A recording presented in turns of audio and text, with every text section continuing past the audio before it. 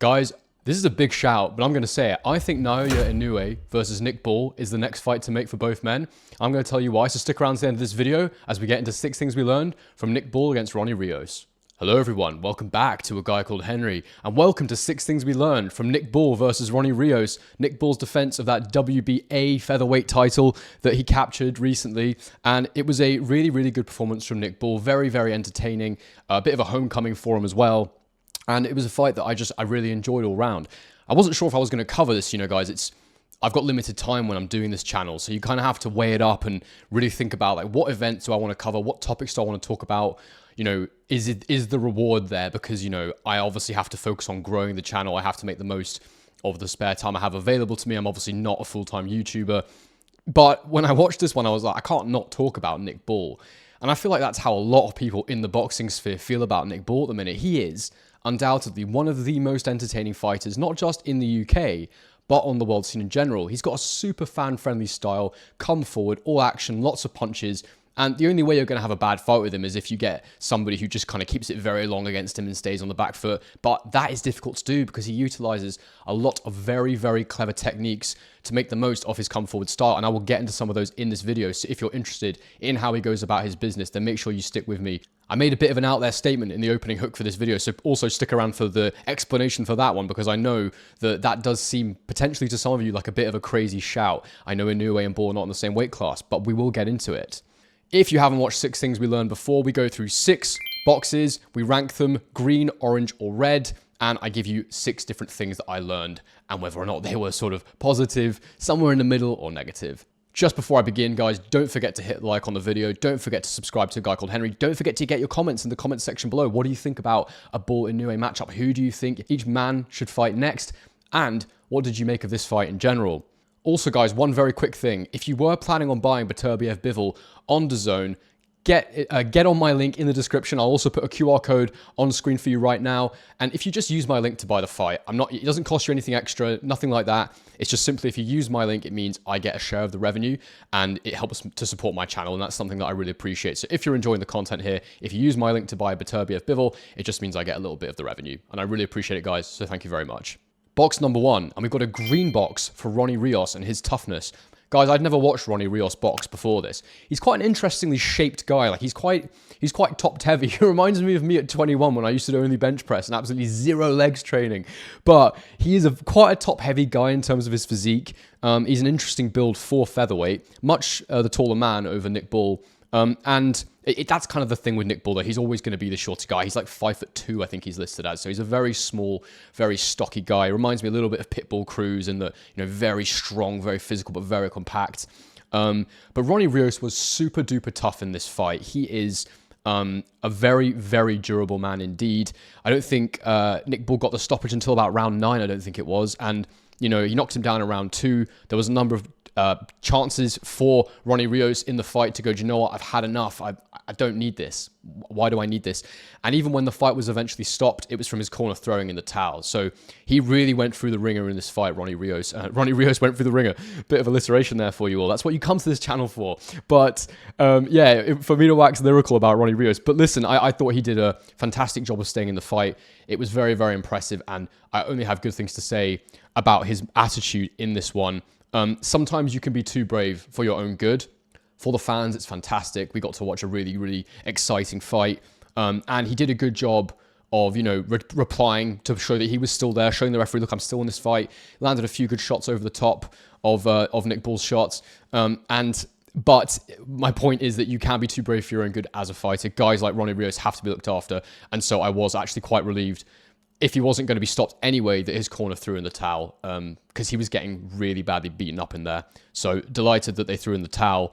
Very happy that Ronny Rios is okay and he lives to fight another day. But for Nick Ball, absolutely dominating performance. Box number 2, and it's a green box for the Nick Ball jab.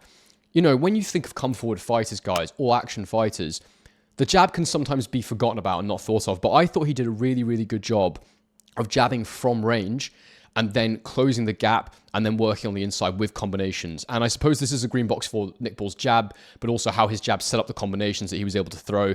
And he throws with lefts, he throws with rights. I really, really like the way he sets his shots up, backs you up, gets you on the ropes, and he was just relentless in this fight. I don't know how many punches he landed, but it must have been so many, and his shot accuracy was good too. He didn't waste many punches, and I just thought he was brilliant. I think his combination punches are super entertaining.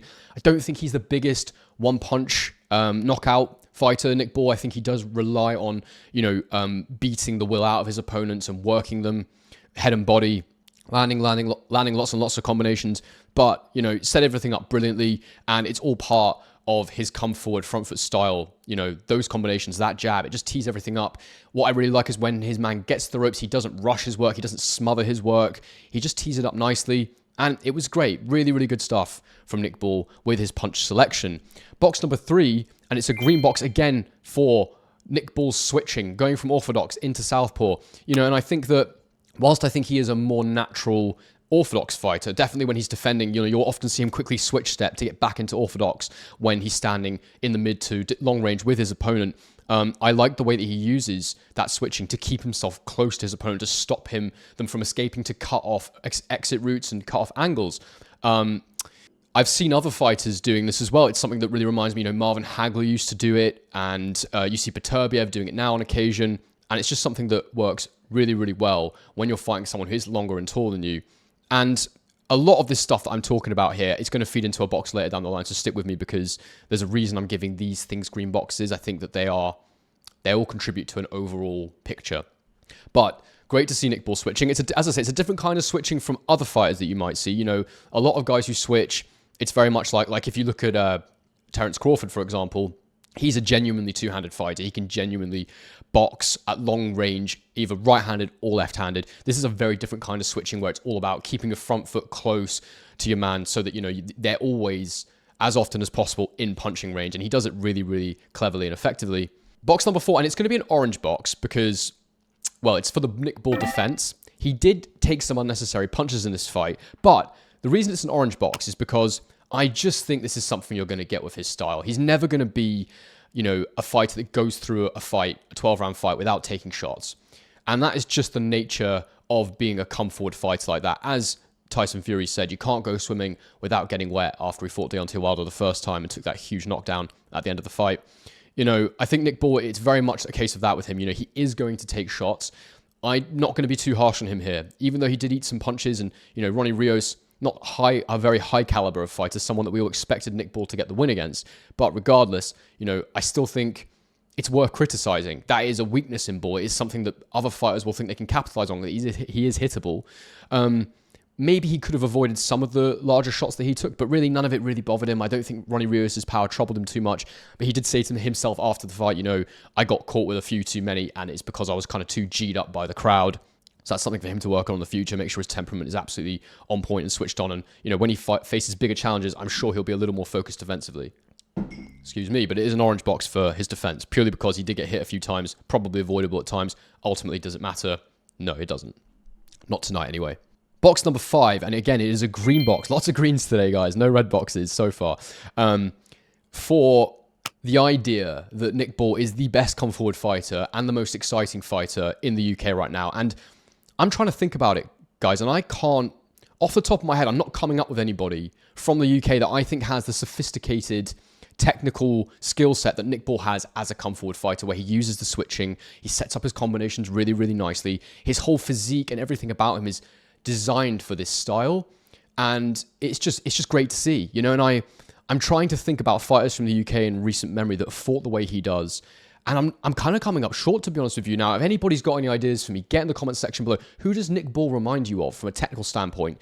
Could be on the world level. I can think of a few guys in the world level. But in terms of the UK, really interesting. And I have to be honest, I've only become aware of Nick Ball in the last sort of 6 months, a year. And I don't know who trains him. I don't know anything about his schooling as a fighter. So I'd be really interested to go and look into that, because he doesn't have that sort of typical UK style.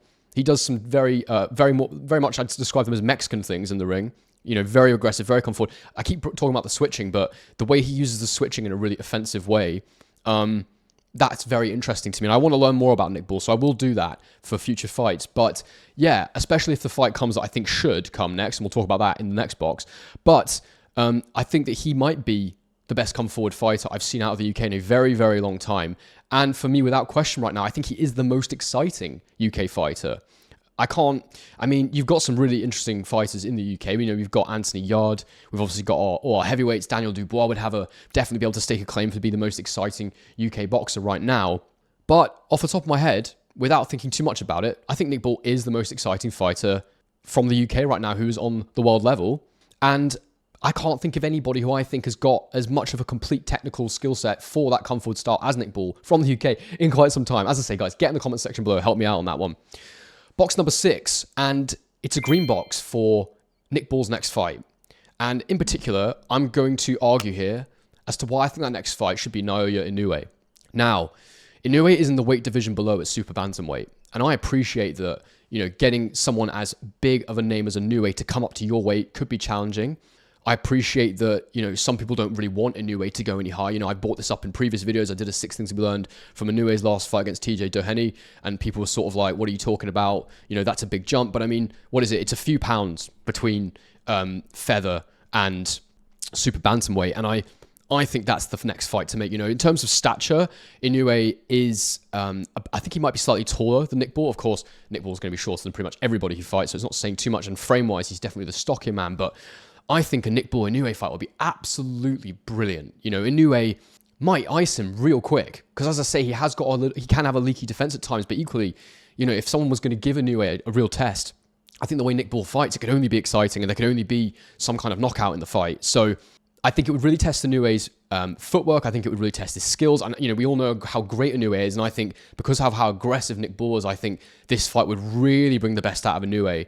And I just think it would be an absolutely fantastic spectacle. It'd be another world title for Inoue in another weight division. So I am fully in the camp of let's do the Inoue Ball fight next. I just think it'd be absolutely brilliant. And what a fight to bring Nick Ball to world level. What a fight for Inoue to come up and have. I just think it'd be absolute fireworks. I think it's an amazing matchup, and I would love to see it. I'm not sure Nick Ball is a big enough name for Inoue, but I mean, it would be an amazing thing for Nick Ball as well, because it would definitely be a great fight. Unless Inoue took him out real quick, which definitely could happen because Inoue is that damn good. But, you know, with the extra weight and everything, it's another great opportunity as well for Inoue to see how his weight goes up through the divisions. I think because Ball is smaller, I do think it would be, I think he's hittable. I think Inoue could at least find out how he manages the power of the guys above. I think it would be a great fight for him and a great fight for Nick Ball. There is obviously also the Vargas rematch for Ball where, you know, it was a very controversial split decision draw in that fight. You know, and there are other champions in the division. It's a great division, the featherweights. I've got it up here, and if I just go through it, you know, Fulton, Angelo Leo, Brandon Figueroa. The Lee Wood fight would be absolutely brilliant if we had that in the UK, and a few more. Raymond Ford, of course, as well. So, yeah, there's some really good fighters in that division. I've noticed that there is a Japanese fighter I've never watched called Nakano, ranked number 11 in the world, so maybe they want to do that to try and get the Inoue fight. However, he is a world champion, so that would obviously have to be approved, but as a voluntary, it could be, you know, a good fight to maybe even do in Japan and raise his profile. I don't know. Many options for Nick Ball, but I would love to see that Inoue fight next. But guys, who do you want Nick Ball to see Nick Ball fight next? What did you think of this fight? Get in the comments section below and give me all of your thoughts. This has been 6 Things We Learned from Nick Ball versus Ronny Rios. Thank you guys for watching to the end. And as I always say, on to the next one.